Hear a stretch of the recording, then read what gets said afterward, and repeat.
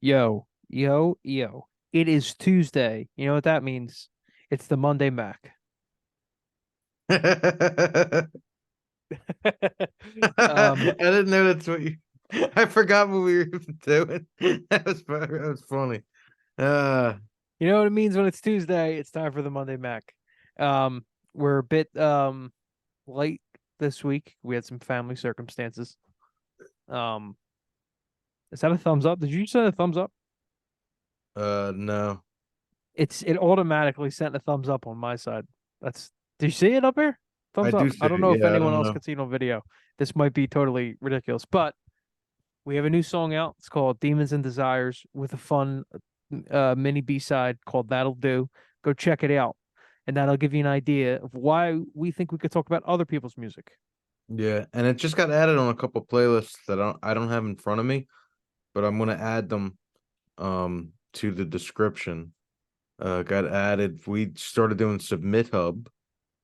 Um, oh, there is a playlist I could shout out. I guess that Demons and Desires is on.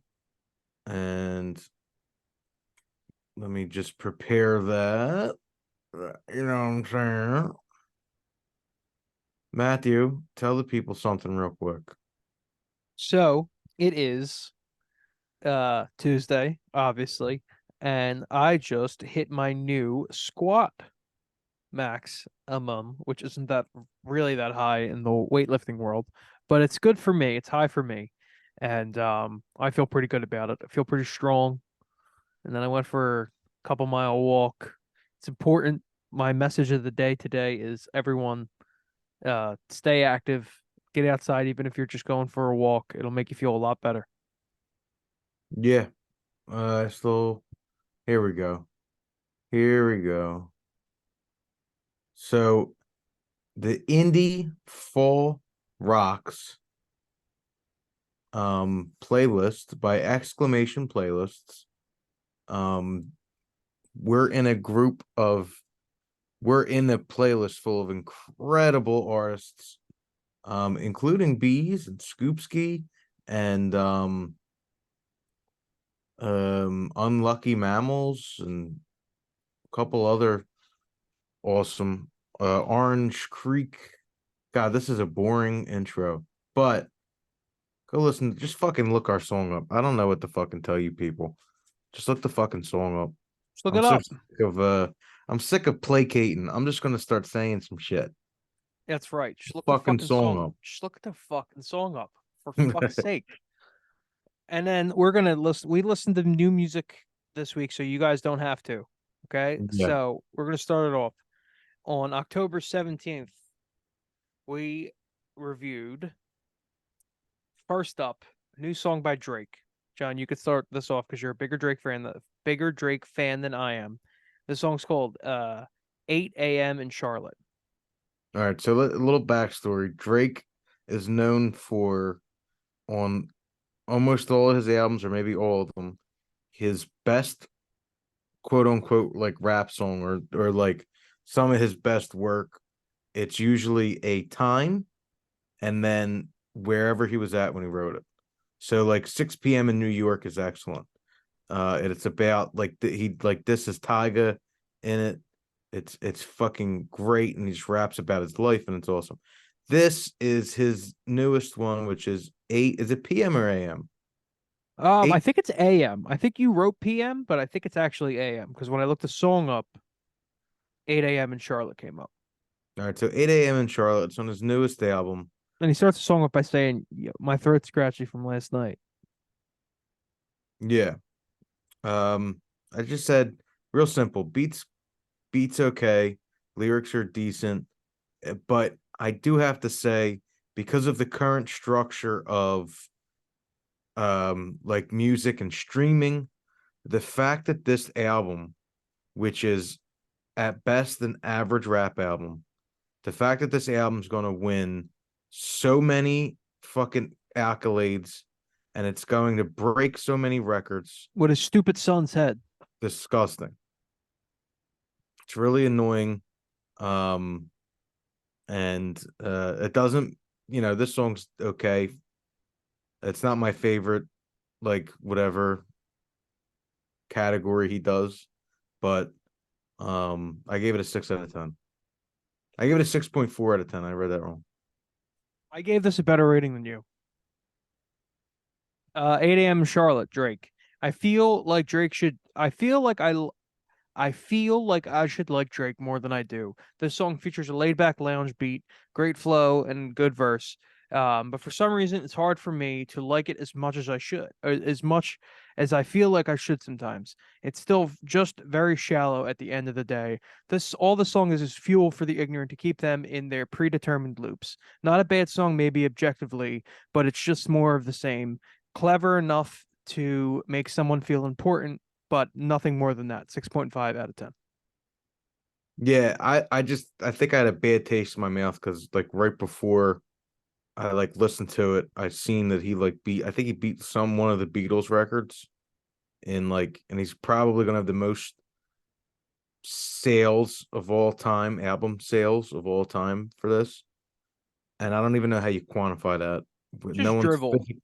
no one's physically buying anything.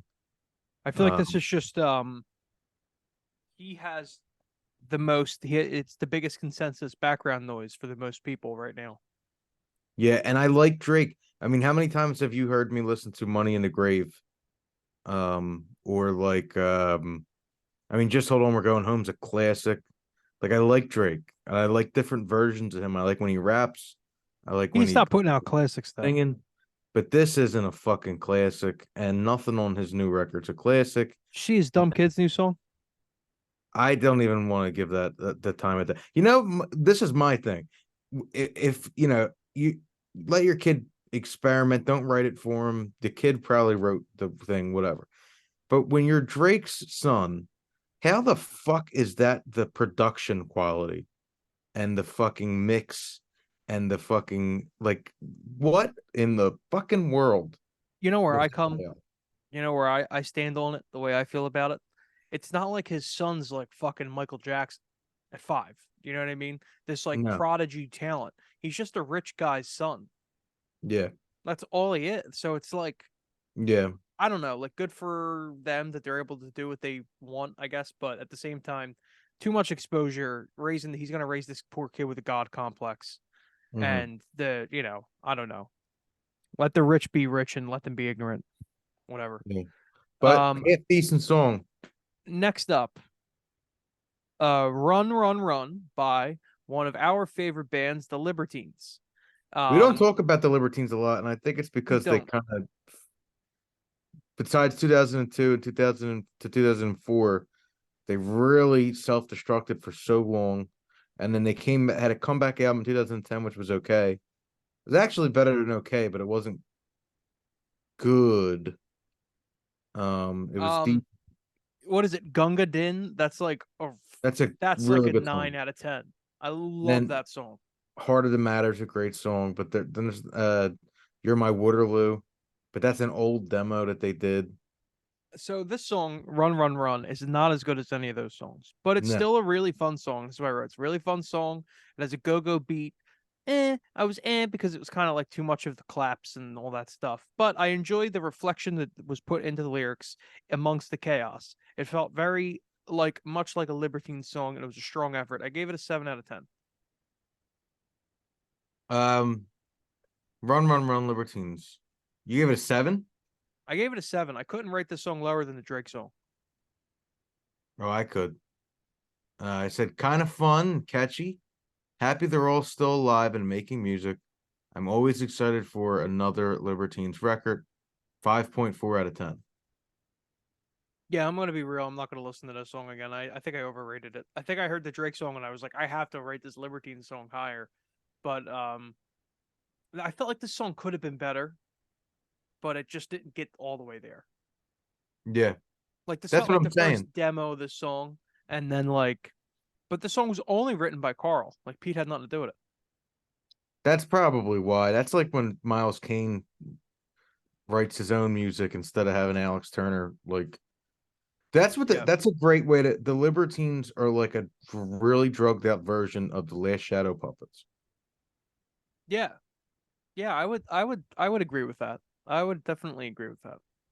I listened to I was vacuuming today and I listened to Everything You Come to Expect with the noise cancellation on, which is like amazing. Ooh, Um, and what a crisp. We got to do it. We have to do an album review of that one day. yeah, The full album. And like what a crisp, wonderful song. I just side note. All right, so next up, a song you sent me a couple weeks ago, actually. Simply yeah. Paradise by Mac DeMarco and Ryan Paris. John, start us off. All right, so I absolutely love this. Okay. I loved every second of it. It's quick, it's funny. It's obviously not meant to fucking shatter any uh anyone's mind or soul, but I'm just talking, I didn't write that. But what I wrote was love this. Very funny, very Mac version of The Girl Is Mine. It's obviously a joke song, but it's really good for what it is. 6.5 out of 10. All right. So I wrote this is some so Mac DeMarco refers to his genre of music as jizz jazz. So I wrote this is some jizz jazz right here. Fun R&B vibes, really good for a long drive, and the song itself actually sounds great. Very, very dry on the mix. It's not the most interesting song you may have heard musically, but it's fun, funny, and nice. I gave it a 6 out of 10. So I do gotta say, I mean, did you notice that it's The Girl Is Mine? I did not notice that this is actually The Girl Is Mine. Well, so like it's not The Girl Is Mine. Like they didn't steal That's what I mean. Like I like a thought this was a melody, funny version of that. Like he wrote a song in the same vein. It was funny. but they literally argue at the end. Yeah, It's no, him and that's the best part of the song is them arguing at yeah, the end. it's his Mac DeMarco's version of The Girl Is Mine, and I'm so happy it exists because as good as that song The Girl Is Mine is, which it is a wonderful song. Hmm. Them arguing at the end is it always makes me go, eh, this is cute, but the takes away from like how good the action. But this is the opposite because the song is like, this is cute, and then they argue at the end, and you go, oh, this is what they're Oh, doing, and I okay. love it. I got it. Yeah. All All right. right. So the So next song, okay. Next song is called Fell in Love, and it's by a band that has put out timeless classics, Blink 182.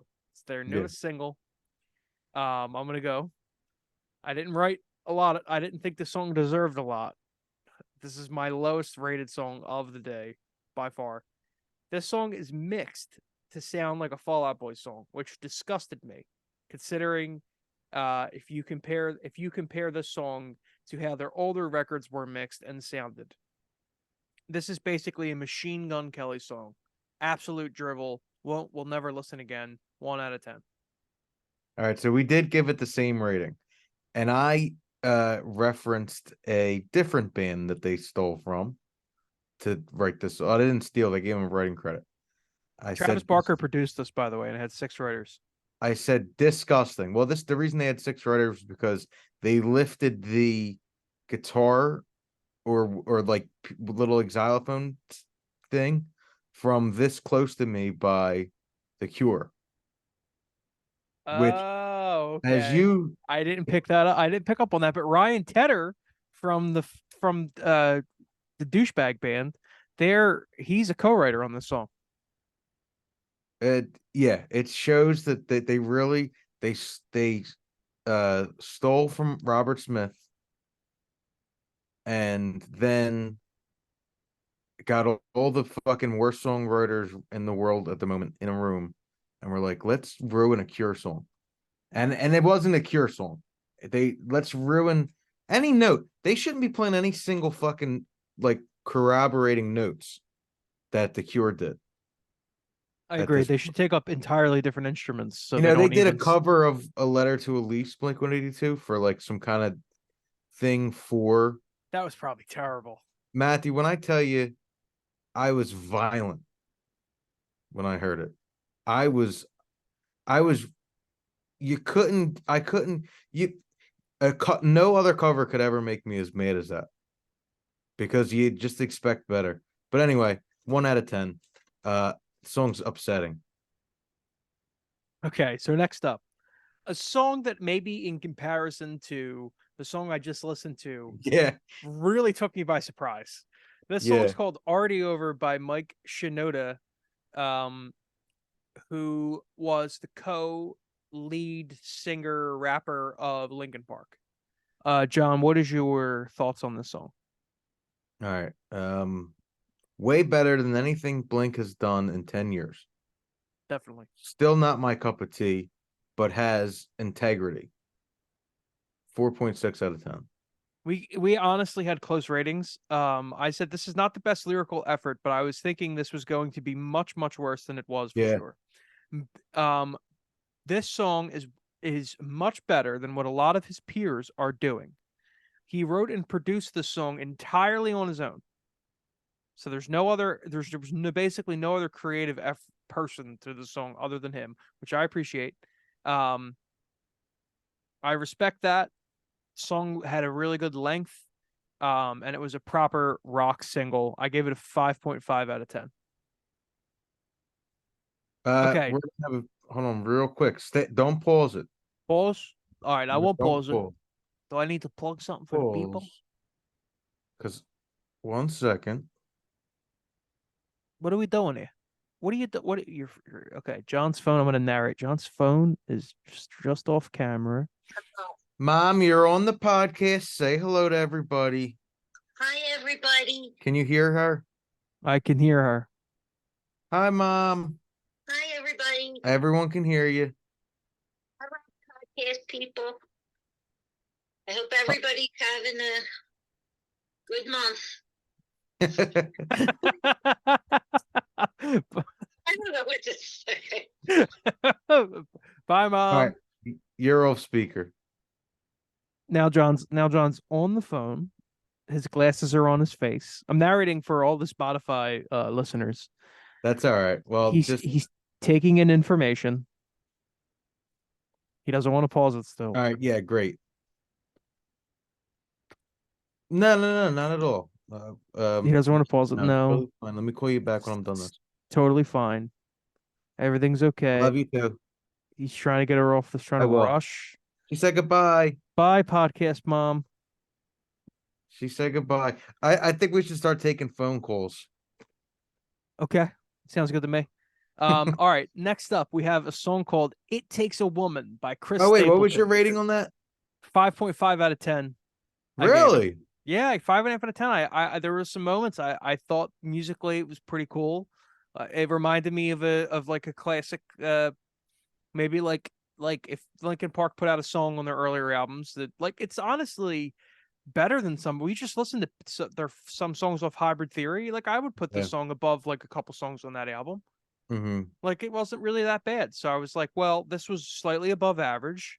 He did the whole thing himself. He's getting better. He's better. That was better than like his solo parts in some of them Linkin Park songs in the beginning, definitely. Like It was. He's a better musician now than he was, and writer. It was. I give him credit because he didn't phone it in. He wrote a song and it really came. You could tell it was a song that he really wanted to put out. You know, to get back to Blink real quick, I mean, and I love Scoopski, but I was reading a comment that he had because he's a friend of the pod, and he gives his opinions as well with us, and he rated the last Blink one we did. I think he gave it like a 6.5, right? Mm-hmm. I don't know his opinion on Machine Gun. I feel like for him to give a Blink-182 song that, considering like it seems like they were a big influence, but, that's a shot. And I don't know his take on Machine Gun Kelly, but Machine Gun, what is the difference in what Blink's doing right now and what Machine Gun Kelly did his last terrible album? I don't think there's a difference anymore. The only difference is that Machine Gun Kelly might actually do drugs and be depressed, and Blink-182 are a bunch of 50-year-olds lying about it. Yeah, I mean, one of them. Well, I don't know about the depression. with the fucking Kardashians. He's with who, like Courtney or Chloe or whatever one. Yeah, this is just, there's They're How a are they really good singing this album example. though?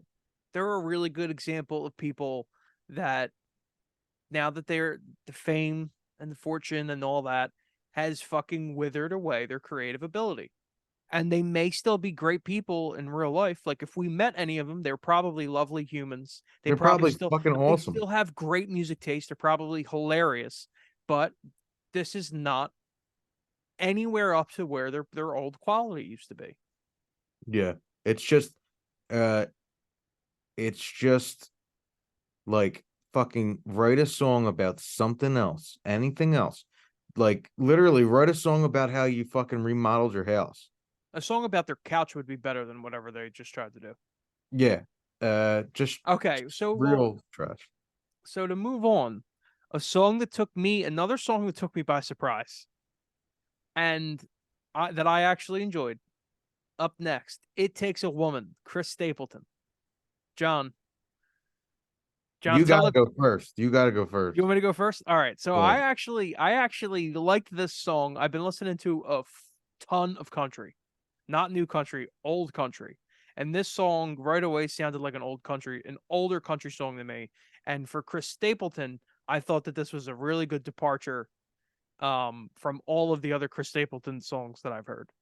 The chorus on the acoustic guitar throughout the whole song, one, the acoustic guitars in this song were recorded fantastically. They sound great. The chorus on the acoustic guitar immediately reminded me of Waylon Jennings. I liked the tempo.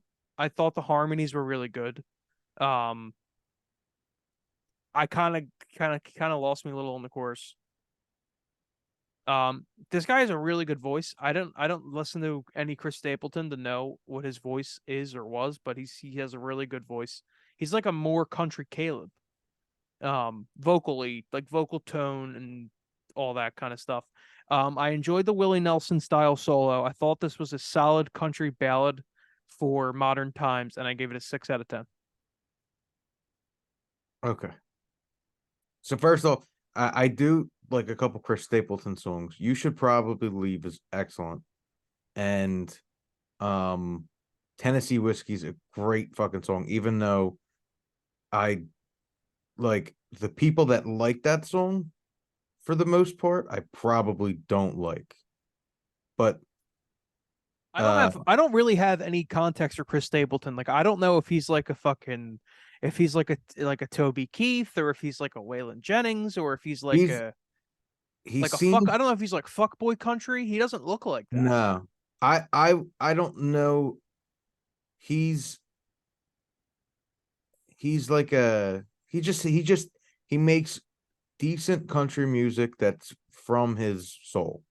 Or not from his soul. That sounds cheesy. He makes good country music. That's not cheesy. And he Could be seems from his soul. no, because you're about to hear, I don't think that some things ain't from his fucking soul. Do you think this is a contrived song? I don't think this song's contrived, but I've heard other things from him that I've was just like, come on. But this, I will say, is way too easy and way too boring of a song for him. Okay. And then I said, he's better than this, ... maybe. Because he has two songs that I love. Tennessee Whiskey and You Should Probably Leave. Great songs. Great pop country songs. This I did not like. I was very bored. I felt like the lyrics, they were just the easiest lyrics you could ever write in your whole life. I feel like, Matthew, if you wrote this song lyrically, I would be like, well, listen to how much music we're just letting kind of fly by. Do you want to maybe add another sentence in between the next fucking two lyrics? Well, so it was not a lyrical showcase, that's for sure. But I also thought the melody was very just so run of the mill, like slow fucking country melody. Maybe it's the Carolina getting to me. Maybe. Well, I gave it a 3.7 out of 10. I mean, I gave it a 6. It's not like I gave it like a fucking no. But I think I would have, without even knowing what you said, I would have said it the same way. Yeah. All right, so the next one is actually a good example to me. Hold on, real quick. I'm a pause real quick. All right. Hmm? Yeah, we're back. All right, so moving on from Chris Stapleton, um, this is a really, really cool band name, at least. This song's called "She's No Good" by the Red Clay Strays. Hmm. So I was supposed to go first for this, but you can go first. We'll swap. What do you think? What do you think of "She's No Good"? Well, I said it's like if Achy Breaky Heart had some balls. I like the guy's voice. I actually found this song the same way I found that girl from last week, Lola Young's song, just on Instagram Reels, and I seen it live, and these are some fucking greasy looking guys singing some greasy songs, and live it's way better than the record. But I really like the song structure. Like I said, Achy Breaky Heart with some balls. 6.8 out of 10. Very similar.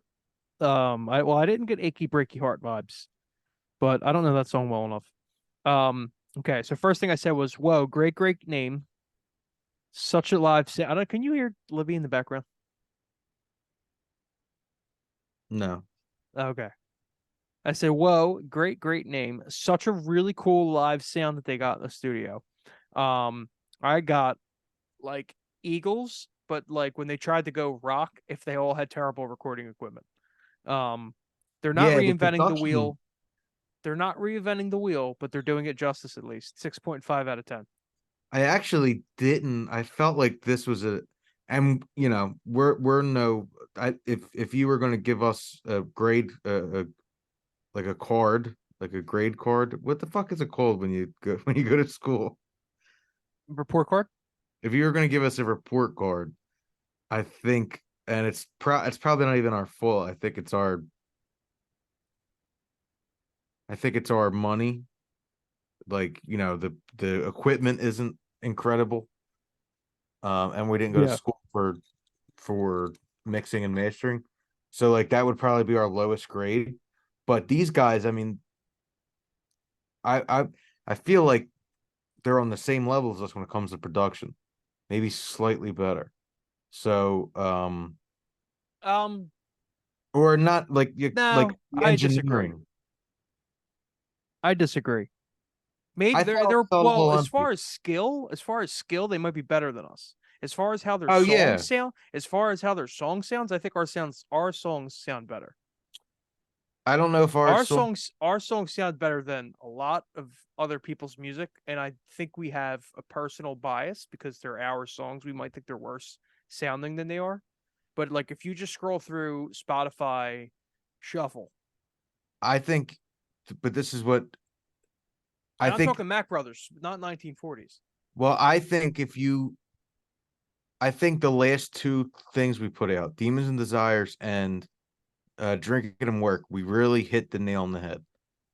And I think we're really learning, and I think it's only going to get better. And I think we're close to eclipsing most artists, especially DIY artists. But um, Do yourself like it. even if you listen to like Fourth of July or even Country Woman, it's just so much quieter than everything else. And I think that I don't. I mean, I still think that's like a fourth grade way of listening to music. but I'm not but most people listen to music in a fourth grade way, which is who I we're don't. trying But to. I make mute like so. The way I think about it is that like U2's the biggest band ever. Their songs are quieter than ours. Yeah, there's very quiet. Loudness wars are like if you listen to Blink 182, their songs sound ridiculous. Their I don't like the way their Yeah, songs sound at all, and they're some of the most popular songs ever. Some yeah, people do, and that's good for them. I'm saying like they're great songs, but their songs are fucking loud to the point where all of their instruments are distorting. yeah. I agree. Well, you ain't gonna hear me defend Blink 182. I just think you think our songs sound worse than they actually sound just because they're quiet, just because they're a little quiet. Some I of the think older it's ones are a little quiet. I think it's something we're getting, but I think that's why Demons and Desires and Jerkin and Work are the best produced records we have. They're because not only do they have like the same quality, we really, really, really, really fucking work hard on making sure every level when we mix is where we want it. But like, um, it's also just louder than everything else, so you can actually hear a bunch of different. You know what I mean? Yeah. No, I think they sound better. I stand by the other songs, not as much, but almost just as much because I listen to a lot of music and I listen to a lot of different music now. A lot more expansive than I used to be listening to like four bands like only. Now I listen to like a ton of music all day from a lot of different artists. And I think on average our songs sound above average to great in that span. Especially if you compare any of our releases to "She's No Good" by the Red Clay Strays. Like "There Goes My Baby" and "Just a Summer Away" sound better than that song, They definitely do. and so does "Cup of Coffee." Cup of Coffee, we did a great job on. That's You why I'm did a like, great job on the. Yeah, but that's why I I'm just like, think it's all relative. Like we're so used to them because they're our songs, so it's like, I don't even, I really don't think I'm like we're good judges of how our songs sound because they're eventually our we're songs. gonna need to collaborate I because it think also eventually we're someone, the producer and mix engineer that likes our music is gonna just need to do it for us. Just gonna be like, hey, I yeah, want to be involved in this. it would save us so much fucking time It because we would. we have what 3 albums in the chamber.